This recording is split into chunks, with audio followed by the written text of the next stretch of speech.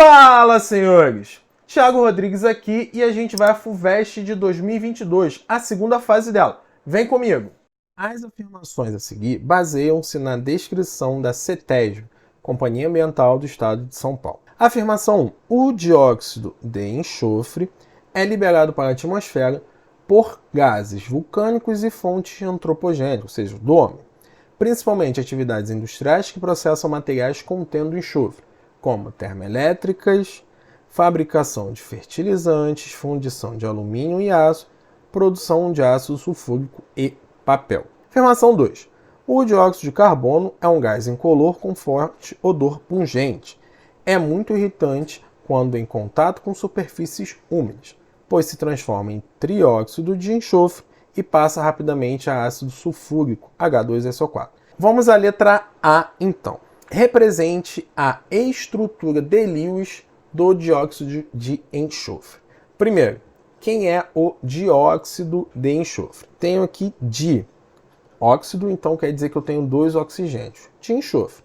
Então, o dióxido de enxofre é o SO2.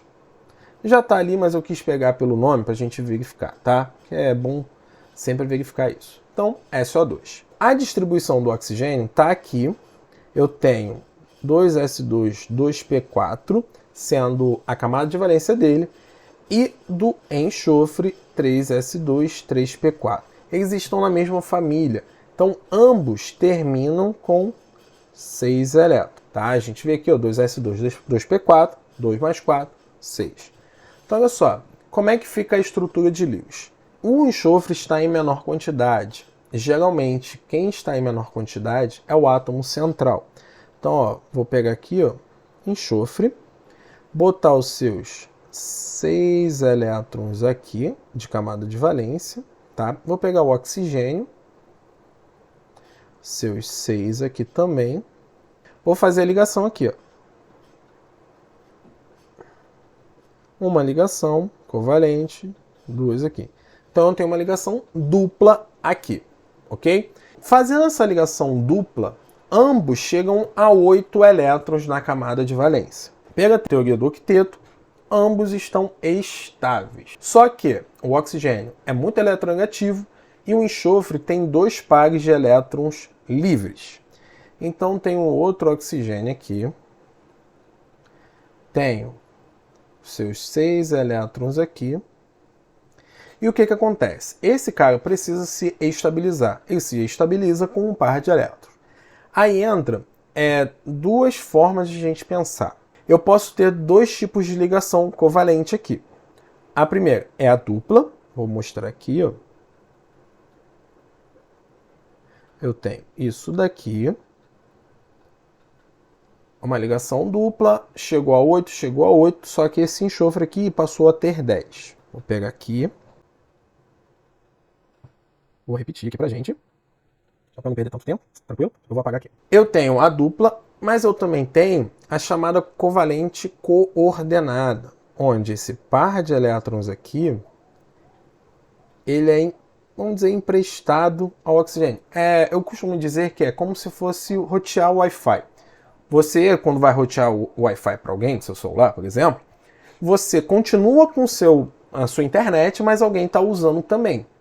Só você que deu a internet para a pessoa. Mas a pessoa está usando e você também. É igual isso aqui.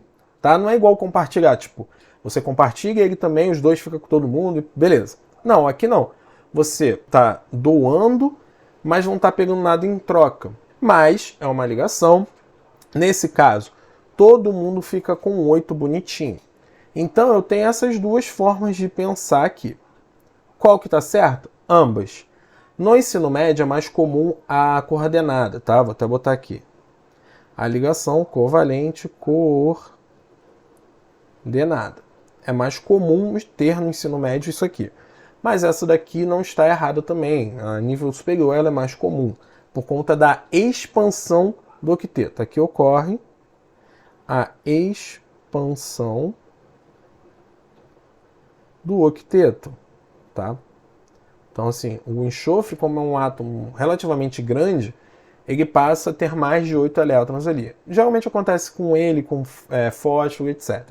é mais comum para átomos grandes. Então, a partir do terceiro período ali, a maioria faz isso. Então, é mais estudado a nível superior isso. Então, essas duas estruturas aqui estariam corretas para a resposta, beleza? E assim a gente faz essa questão, essa letra tranquila. Vamos à letra B. A afirmação 2 refere-se à formação de chuva ácida. Eu botei aqui novamente, tá? Represente a reação balanceada da formação da chuva ácida a partir de SO3, desculpa, e a reação balanceada da chuva ácida com o carbonato de cálcio, que é um dos componentes das construções que são danificadas por ela. Então tem a afirmação aqui que diz, né, que o dióxido de enxofre é um gás incolor com forte odor pungente e é muito irritante quando em contato com superfícies úmidas, pois se transforma em trióxido de enxofre e passa rapidamente para ácido sulfúrico. Então, a partir do CO3, como ele quer, é o seguinte: eu tenho o SO3 mais água, que é a superfície úmida ali, formando ácido sulfúrico. Tá? Ácidos em contato com a água formam chamados oxiácidos. Tá aí essa reação aí bonitinha pra gente. Tá balanceada, é o trióxido de enxofre reagindo com água, formando ácido sulfúrico. Agora ele quer a reação da chuva ácida com carbonato de cálcio. Por que eu fiz chuva ácida? Na real, eu vou ter a reação desse carinha aqui, que está presente na chuva ácida, com esse sal de caráter básico. Então, olha só, eu vou ter H2SO4 reagindo com CaCO3 e formando alguma coisa. O que vai ser formado?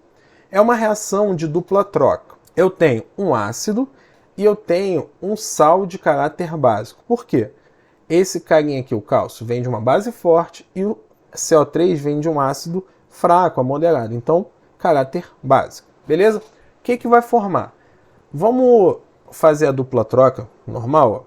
Ó. SO3 com Ca. CaSO4. Formei um novo sal. Como é de um ácido com sal, eu tenho a formação de um outro ácido. H2CO3. O ácido carbônico. Só que esse ácido carbônico ele é muito instável e ele se decompõe facilmente. Então esse cara aqui, ele se decompõe em CO2 e água. Então assim, você pode botar o H2CO3. O mais interessante seria colocar CO2 e água, ok? Então eu vou até apagar aqui, ó, e fazer o seguinte. Vou botar CO2 mais água. Tá? E vou botar aqui, ó, que ele vem do H2CO3. Então essas são as duas reações pedidas nessa letra. Beleza? Vamos ao item C. Considere uma determinada amostra de carvão que contém 1% em massa de enxofre. Quando esse carvão é queimado, o enxofre é convertido em dióxido de enxofre por essa reação aqui. Para evitar a poluição do ar, esse dióxido de enxofre pode ser tratado com óxido de cálcio para formar sulfito de cálcio, como representado pela reação aqui. Então tem o SO2 com óxido de cálcio formando sulfito de cálcio. Calcule a massa diária em quilogramas de óxido de cálcio necessário para tratar o SO2 em uma usina que consome 3,2 vezes 10 a sexta quilos de carvão por dia. Então, tá aqui. Então, a gente precisa encontrar as reações, a quantidade de enxofre e a quantidade de CaO, que é a nossa resposta. Então, esse aqui é o principal da gente. Então, vamos por partes. Tem várias formas de fazer, mas vamos seguindo esse raciocínio aqui. Primeiro, se trata de uma reação consecutiva. Por quê? Eu tenho aqui, ó, o enxofre queimado, SO2, e o SO2 que reage com óxido de cálcio. E o que ele pede? A massa de CaO, tá aqui, né? É necessária para tirar SO2, ok? De uma usina que queima tanto de carvão. Então, eu não tenho diretamente o SO2. Eu tenho o carvão, que aí a gente tira de enxofre, ok? Então tem uma reação consecutiva de enxofre até reagir com o CO, beleza? Então, ó, vou repetir aqui. Não vou colocar os estados físicos só para a gente não perder tanto tempo. Então, ó, enxofre vai reagir com O2, formando SO2. Esse SO2 formado, ele é o que reage com o óxido de cálcio e forma o sulfito de cálcio. Eu tenho essas duas reações, eu só repetir aqui. Por que eu repeti? Vê que ela não é consecutiva, eu tenho isso e depois isso daqui. Então, eu vou botar da seguinte maneira aqui, ó. Botar uma reação única para a gente trabalhar. O SO2 daqui, ele é consumido aqui. Então, ó, é como se eu cortasse ele. E eu vou repetir tudo aqui, já que eu não consigo cortar mais nada. Então, na verdade, ó, eu tenho o S, o gás oxigênio também como reagente, o óxido de cálcio, formando aí sim o sulfito de cálcio. Chegamos à reação global desse processo, tá? Vou botar assim, ó, equação global. Beleza, então eu tenho a relação entre enxofre e óxido de cálcio, tá? Como eu falei, como ele queima carvão, eu do carvão consigo saber a quantidade de enxofre e aí eu vou relacionar estequiometricamente com CaO. A gente precisa saber quanto tem de enxofre sendo liberado aí. Ele fala que é 1% de enxofre presente no carvão. Então, olha só, eu tenho a queima de 3,2 vezes 10 a 6 quilos de carvão por dia. Então, vou botar aqui, ó, 3,2 vezes 10 a 6 quilos por dia. Ok? Vou botar aqui. Isso refere-se a 100%. E aí eu vou calcular a quantidade de enxofre para 1%, já que ele tem 1% em massa. Então, o X aqui vai ser de enxofre. Resolvendo isso daqui, eu tenho 3,2 vezes 10 a quarta quilos de enxofre. Ou, a gente vai facilitar um pouco o cálculo depois, 32 vezes 10 a 3 quilos de enxofre. Pô, show! A gente chegou então à quantidade de enxofre que é produzido na queima. Agora a gente vai relacionar o enxofre com a quantidade de CO. Vou ver estequiometricamente, eu tenho 1 de enxofre para 1 de CaO. Foi a reação que a gente montou aqui. Como é massa com massa, vamos trabalhar com as massas molares de cada um. Ó, a massa de enxofre está aqui, ó, 32.